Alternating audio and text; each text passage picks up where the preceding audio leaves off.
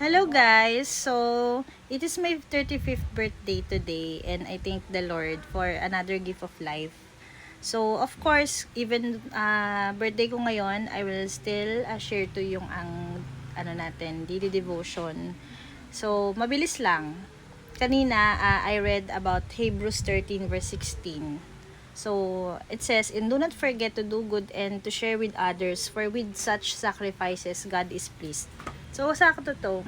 Kasi, this morning lang, di ba birthday ko? So, para bang meron ako entitlement na pag birthday mo, pwede pahinga lang, hindi ka gagawa, ganyan. Kaya lang, sa situation kasi, like yung anak ko may pasok sa school, syempre, and yung husband ko is pauwi pa lang from work, papunta ditong Malolos. Walang mag-aasikaso. So, gumising pa rin ako maaga para i-prepare si Yuan sa school. Tapos, syempre, yung parents ko, hindi ko naman pwede obligahin sa handa. So, ako pa rin ang nagluto, ganyan. And yung uncle ko, nagpa-BP pa sa akin kanina.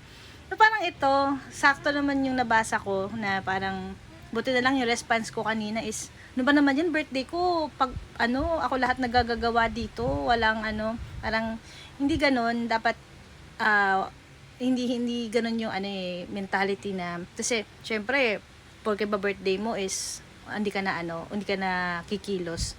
Ngayon, parang nakita ko talaga yung parang binibigyan ako ni Lord talaga ng opportunity to serve in many ways sa family, ganyan. Kaya nga lagi kong prayer din kay Lord na kanina nagpray ako early in the morning. Sabi ko, Lord, ang prayer ko lang sa'yo, bigyan mo ako ng good health and strength.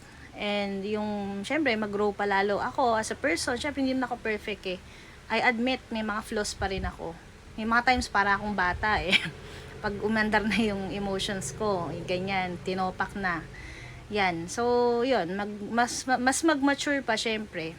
Pero in life, mature naman sa faith, ganun. Pag talagang tayo mga babae lang eh, pagka umaandar talaga yung mga mood swings or hormones, ganyan eh.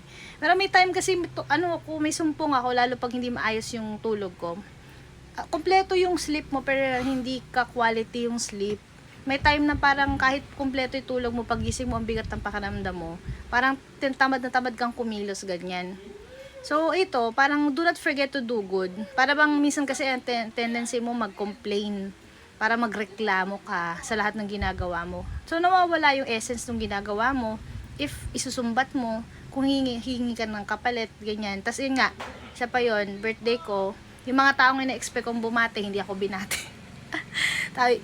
Sa mga hinahawakan ko sa mga kunyari sa D group ko, sa discipleship group ko. Syempre alam ko naman mga busy lahat. So hindi naman umiikot sa akin ang mundo.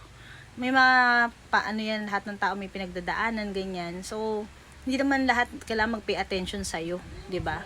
So okay lang 'yun. Sa makaalala o hindi, salamat, 'di ba? Kasi for me, yung importante yung si Lord binigyan ka ng panibagong life is sapat na, at kasama mo yung family mo, kompleto kayo, may konti kayong pagsasaluhan. Bonus na lang yung sa FB naman, di naman lahat ng bumabati sa iyo close mo yun eh. Syempre binabati ka dahil lumalabas yun sa sa notification nila na birthday, di ba? So wala namang bearing yun. So wag mag-focus doon. And ayan nga, and in everything ngayon, parang ito talaga yung applicable na verse sa akin, na sa lahat ng gagawin ko, hindi lang sa mapiplease ba si Lord, lagi isipin ko mag-glorify si God. Talaga, do everything in love. Yung may compassion ka, also extend grace sa kapwa mo, 'di ba? Doon kasi na ma-reflect mo yung love ni Christ sa mga tao sa paligid mo by means of serving them, being generous, being kind, being compassionate.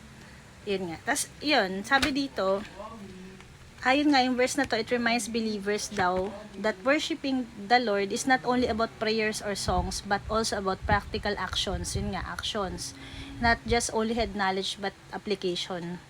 Doing doing good and sharing with others are called sacrifices, meaning they may require effort, time, or resources. Effort.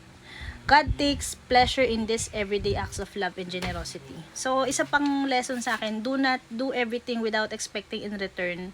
Do it for God, not for yourself, and do it for God and for others, not laging less of yourself.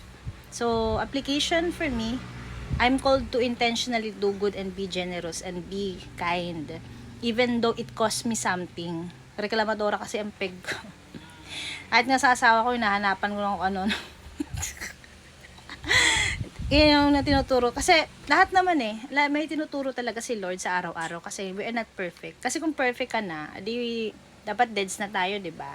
So hangga't nabubuhay tayo, we should humble ourselves that we don't know everything and we are still on the process of learning.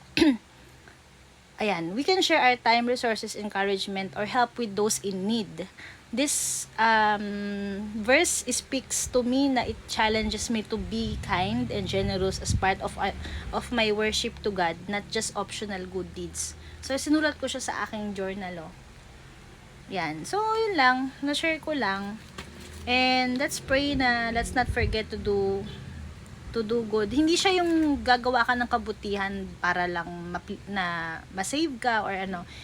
Siyempre, ang goal ng isang Christian is to please God and to honor God and to glorify Him in everything that we do, everything that we say or do.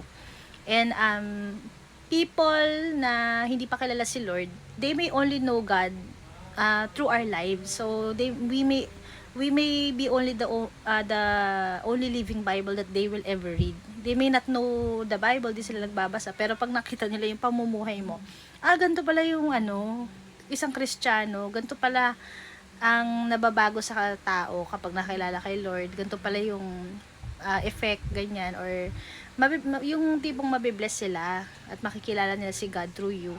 So, ganun ang goal natin lagi, honoring God and to live to glorify God. So, yun lang guys. Thank you nga pala sa greetings nyo and thank you sa mga nag-message sa akin na na nabibless daw sila sa page ko. It's not about me, it's about the Lord.